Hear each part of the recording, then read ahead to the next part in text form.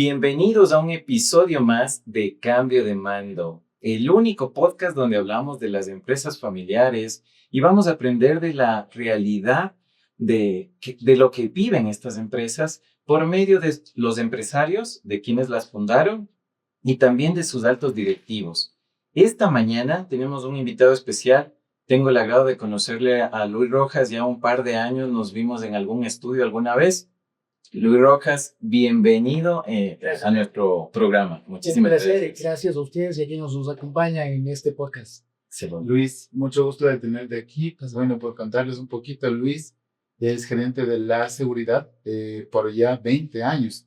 Y bueno, y para empezar esto quisiéramos conversar en estos 20 años, ¿qué tú haces como Luis para estar tranquilo, para poder aguantar la presión de 20 años de administración en una empresa? Bueno, solo por puntualizar algo, en LAR Seguridad estoy como gerente general prácticamente casi ya llegando al año, porque LAR Seguridad atravesó un proceso súper interesante de función empresarial. Dentro del grupo organizacional estoy 20 años en efecto y fui gerente general de una de las compañías absorbidas por LAR Seguridad durante estos 19 y piquito años. Entonces, el directorio, tuve la suerte de ser la persona que eligieron para dirigir esta fusión, porque LAR Seguridad se fusionó con 2 empresas más para pues este nuevo LAR seguir en un camino quizá de una visión, con un liderazgo que viene quizá de un cambio generacional. Entonces, ya conversaremos de ellos después. ¿Y cuánto tiempo duró esta fusión? Mira, la fusión viene aproximadamente casi que 2 años. Todo el proceso de fusión implica un proceso largo, ¿no? Y luego ya cuando se aterriza la fusión es donde viene la cosa en serio, o sea, donde el tema de la cultura empresarial, el tema obviamente, ¿no?, de algo que es importante mencionarlo, la gobernanza, el buen gobierno corporativo, la cancha bien delimitada y sobre todo este tema generacional y estas transiciones que se dan a nivel de liderazgo, porque hay una realidad. El liderazgo tiene ciertos rasgos, ciertas características particulares, ¿ok? Entonces, cada líder que llega tiene su particularidad, tiene su estilo.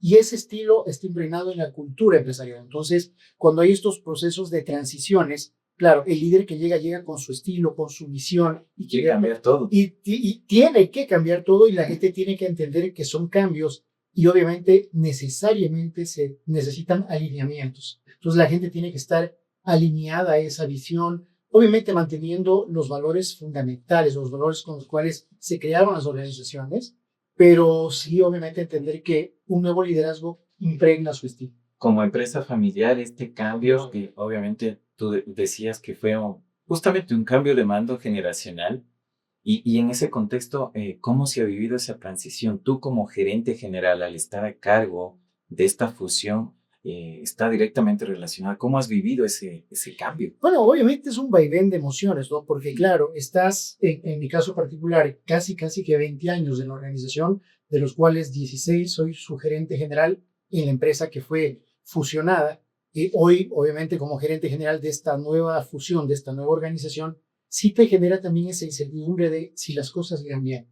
Pero yo pienso que cuando alguien tiene primero la confianza, la fe y sobre todo la resiliencia de poder levantarse, si nos levantamos de un 2020 que siempre fue un parteaguas, yo pienso que para todos cambió la historia. Si salimos de ese 2020 fortalecidos, algunos obviamente atravesamos situaciones durísimas, pero tenemos esa capacidad de levantarnos y de asumir los retos como ven, en seguir adelante.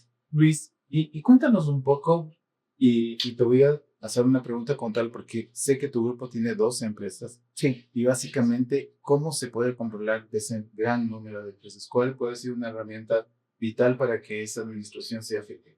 Yo te podría decir, desde un punto de vista bastante simple, primero confianza, empoderamiento, obviamente tener ese alineamiento que viene desde una planeación estratégica. Yo soy muy creyente de que si no planificas, y no solo la palabra planificación, recordemos que es el primer punto que te enseñan cuando estudias Administración 1, el proceso administrativo, la primera palabra es planificación. Si no planificas absolutamente toda esa visión, todo ese propósito para el que está la organización, si no tienes planificación para transmitir hacia dónde va la organización, no tienes gente posiblemente más que preparada académicamente, que comparta tus valores, que comparta esa cultura que como empresario tienes, Yo pienso que sería muy difícil, pero yo parto desde la confianza. Obviamente las personas, ese poder de delegación, soltar el poder no es fácil. Soltar, obviamente, algo que te costó forjar no es fácil, pero yo pienso que cuando tienes la confianza, cuando ya ha habido el debido, no sé si validación, no sé si llamarlo validación, pero sí la evaluación de resultados, porque al fin y al cabo las empresas se mueven por resultados y eso es innegable, ¿no? Sí, la verdad todos tenemos el dólar aquí, si no fue 100%. fue al nivel empresarial. El ojo, Sí, hay problemas. así es. Tienes ahí. Pero con Contesta Verde también sucede un tema muy importante que es la creación de nuevos negocios. Totalmente. Y en eso yo creo que ustedes son bastante interesantes porque hemos visto que Blair tienen logística, seguridad, comunicaciones. Mira, el grupo LAR nace de una empresa planificada para brindar servicios de guardias, ¿no es cierto? Hace más de 46 años que estamos en el mercado.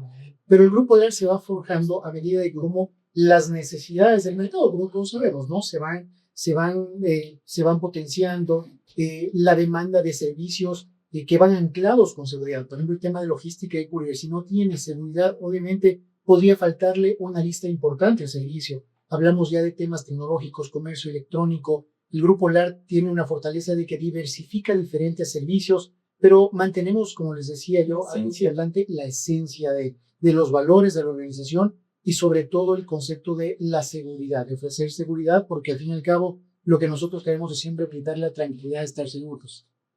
Luis, tú hablabas y Jonathan hizo la consulta, o sea, cómo manejas esa presión. A la larga ya, Grupo LAR, o sea, es un grupo de varias empresas y están siempre, son dinámicos en buscar nuevas alternativas, que creo que es muy acertado en este mundo tan rápido y loco. Pero, ¿cómo ves tú a futuro o qué aportes ha dado el gobierno corporativo en esta visión? Correcto. Yo soy un convencido de que si las reglas del juego no están claras, si la cancha no está claramente marcada, cualquier cosa puede suceder. El gobierno corporativo, recordemos que lo que hace es justamente dar esas pautas, esas directrices, procesos y demás situaciones que regulan, no quisiera decir que ponen un contrapeso, sino más bien que equilibran la administración, obviamente estratégica, ¿no es cierto?, de una organización que define hacia dónde va. Entonces, el gobierno corporativo para mí es básico, obviamente, como les decía, genera este equilibrio entre los diferentes actores de una organización, ¿no es cierto? Hablamos de la máxima dirección, de quienes llevamos a cuestas la compañía, y obviamente ahí se va tejiendo el camino y reglas claras. Y como les decía yo, no solo es un tema a nivel de gobierno corporativo, sino también pensar en ese cambio de mando, tomando en cuenta el nombre del podcast, de que si no se define bien todo ese proceso de transición, porque vienen las nuevas generaciones, o sea, ya muchos ejecutivos están de 20 hacia arriba, y ejecutivos que toman decisiones y que obviamente tienen visiones súper interesantes y disruptivas. Pero habemos también estos ejecutivos que estamos ya llegando a los 50 o sobre los 50, donde de una u otra manera tenemos que entender que tenemos que adaptarnos y adaptarnos con agilidad. Y hablando de esta agilidad y diversidad de edad también, en los directorios nosotros promulgamos bastante ese tema de hacer valer la opinión de las nuevas generaciones, de hacer valer la experiencia, las ganas de muchos ejecutivos, como bien dices, de la parte técnica, ¿sí? Si ustedes son especialistas en seguridad, obviamente tiene que haber alguien especializado en esa estructura. Una mujer, la presencia de una mujer es importante porque piensan siempre diferente, ¿no es cierto? Nos dejan en jaque. Entonces, esa diversidad a la larga nutre mucho y la apertura que tú mencionas creo que es clave. Ustedes, ¿cómo es su estructura a nivel de diversidad? Correcto, mira, yo puedo decir que la seguridad, voy a hablar exclusivamente por la seguridad, parte de que si los números no me fallan, el 80%, por lo menos sobre el 75% de costos estratégicos son manejados por mujeres. ¡Wow! Son manejados por mujeres. Una gerencia de marketing, una jefatura de operaciones, jefaturas comerciales, jefaturas financieras, jefaturas de facturación y cartera, o sea, recursos humanos, es manejado por mujeres. Wow. Entonces, te dan visiones en una industria como la seguridad, hablando puntualmente, tenés una industria tan femenina, por así decirlo, no tan un afán de discriminación, pero es liderada por hombres, ¿ok? Y si bien es cierto, los directivos, hablando del directorio, del cual formo parte, soy el gerente general de la empresa, pero de allí todo el equipo horizontal que me acompaña son mujeres en puestos estratégicos. Tú mencionaste algo que no quiero dejar pasar, que es el tema del respeto a las canas. Yo pienso que uno debe entender que en estas transiciones no solo deberíamos preocuparnos o enfocarnos por quién llega, sino también debería preocuparnos quién se va. Entonces, en ese proceso de preocuparnos de quién se va, obviamente es una persona que no puede ir al congelador, es una persona que tiene que formar parte de ese consejo consultivo, por ponerle un nombre, ¿no es cierto? O sea, se vuelve un consultor que va fortaleciendo también esa experticia de la persona que llegue, de ese líder que llegue. Entonces, y nosotros lo manejamos de buena manera, porque vamos a decirlo así, en un ejemplo vivo, en este proceso de fusión del cual la seguridad, como les contaba, vivió hace escasos meses que se formalizó. El gerente general anterior sigue formando parte de la organización, forma parte del directorio y es el presidente de la compañía. El presidente ejecutivo de todo el grupo es prácticamente el fundador de la empresa, una persona que llega casi que a los 70 años. Y yo, ahora como gerente general de esta nueva empresa, escucho, nos reunimos, tenemos reuniones permanentes. Las reuniones permanentes son invalorables porque nos nutrimos de esa experiencia, del conocimiento técnico, de esa nueva visión que posiblemente los jóvenes a los cuales también forman parte en el directorio, hay jóvenes de 26, 27, 30 años, llegando a los 40, ¿no? Y quienes ya superamos los 50 años. Es un gran directorio. Por supuesto. Luis, quisiera remontarme un poco al pasado y tal vez desde tu conocimiento, obviamente, en los 46 años de vida de LAR, ¿desde hace cuánto tiempo adoptaron el gobierno corporativo y cuáles fueron los resultados del cambio? Bueno, el gobierno corporativo no es nuevo para nosotros, posiblemente no tan estructurado como lo estoy mencionando, pero siempre la visión del presidente ejecutivo, del chair, por así decirlo, de todo el grupo LAR, siempre manejó esa relación directa con sus gerentes, siempre dio oídos, obviamente, a las estructuras. Hubo un flujo de información no solo descendente, sino ascendente, horizontal. Entonces, todo ese esquema se viene manejando desde siempre, ¿no? O sea, una formalidad. Y yo pienso que parte de los valores de la organización, lo que le ha permitido crecer hoy, solo en LAR Seguridad somos aproximadamente 1.700 personas. LAR Courier, por mencionar otra de las empresas hermanas y relevantes del grupo, están aproximadamente entre 1.300 y 1.500. Empleamos por lo menos a más de 3.000 personas de manera directa, ¿ok? Tenemos como grupo posiblemente una facturación quizá promedio, llegando y aspiracionalmente a unos $40 millones entre las empresas del grupo.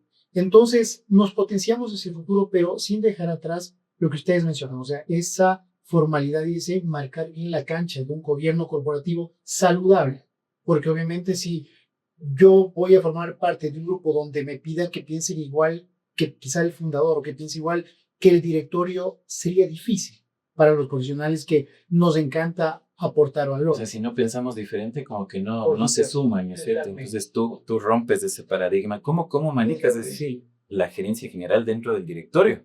Porque los gerentes generales somos quienes teníamos que hacer la estrategia y la... Totalmente. Entonces, ¿cómo has manejado? Bien, afortunadamente no solo yo cargo ese peso en la espalda. La estrategia empresarial y obviamente toda la planeación estratégica la hacemos con el directorio, donde por supuesto se definen los pilares estratégicos, la visión, el propósito de la compañía, y nosotros utilizamos algunos términos porque nos basamos en una metodología interesante, la voy a mencionar, ¿no? Scaling Up.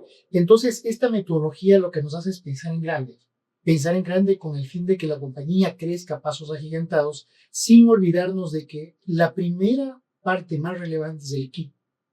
Yo soy un convencido de que, si bien es cierto, las compañías cambiaron de mindset, las compañías de una u otra manera dejaron de hablar de que somos una familia a cambiar el término de que somos un equipo de trabajo. Yo hace poco estuve en una conferencia justamente del creador de este modelo, que se llama Bernard Harnish, y él mencionaba que quienes consideran las compañías como una familia, y 5 personas quizá levantaron la mano de un foro de aproximadamente 100 personas, porque entendemos que las compañías somos y debemos ser equipos de alto rendimiento, ¿ok?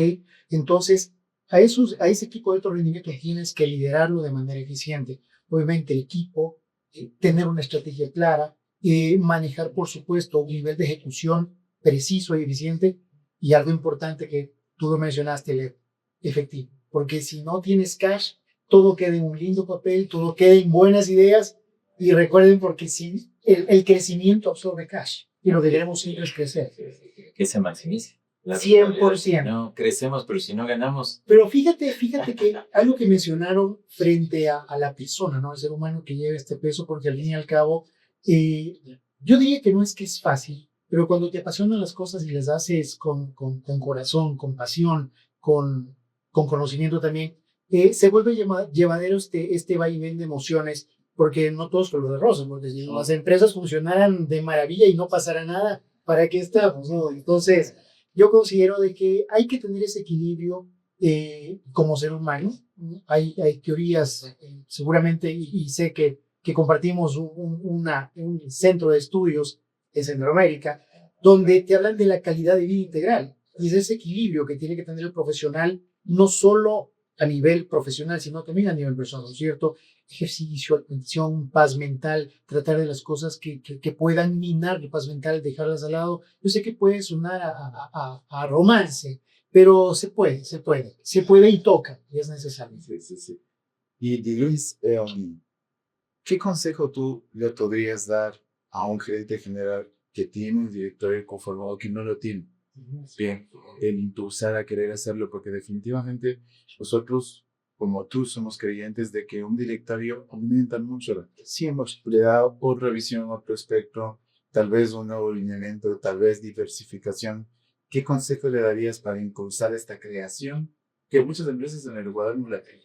Tú dijiste la palabra clave, impulsar a que obviamente todo se maneje de manera, no decir regularizada, porque se lo hace bien, pero sí esa formalidad que define las reglas del juego, porque no se trata del capricho del fundador o del chair o del CEO o de un miembro de los que se reúnen, si lo quieren llamar directorio o asamblea o un consejo de administración, como quieran llamarlo, pero sí definir ese gobierno corporativo que defina y demarque y delimite la cancha y las reglas del juego. Eso yo diría, o sea, que impulse a ello, que insista, ¿no? En ese pequeño pasito que marca una diferencia, no, en una administración, en una compañía. Luis, yo la verdad muy agradecido de haberte tenido con nosotros esta mañana. Ha sido muy enriquecedor escucharte esas vivencias y esas experiencias y les deseamos que sigan cosechando esos éxitos como grupo, que se valoren, se sigan valorando las canas, obviamente porque aporto, sí, las experiencias obviamente crea valor y se ven los resultados, se nota. Entonces, agradecidísimo, mi querido Luis, por haberte tenido con nosotros esta mañana. Un gustazo. Luis, y de mi parte igual agradecerte, esta charla creo que fue bastante productiva, llena de puntos importantes que le van a servir mucho a los puntos B y los que quieren llegar a ser. Entonces, que no se quede solamente palabras.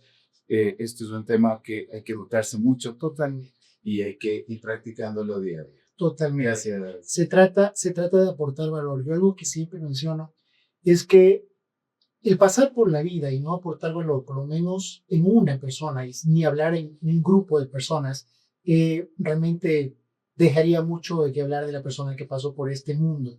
Tener paz mental, ser disciplinado, creo mucho en la disciplina, y pues en función de ello las cosas vienen por aquí. Excelente, compartimos lo que indicas. Gracias, Luis. Un abrazo. Gracias.